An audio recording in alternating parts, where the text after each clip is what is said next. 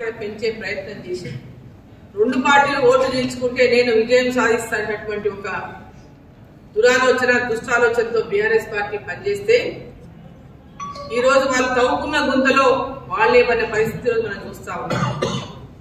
ఆ రెండు పార్టీలు కుమ్ముక్కై భారతీయ జనతా పార్టీని ఈరోజు తెలంగాణలో అధికారంలో రానియకుండా చేయాలనే కుట్ర పని ఈరోజు కాంగ్రెస్ పార్టీ బొటాబొటి సీట్లతో ఓట్లతో అధికారంలోకి వచ్చింది.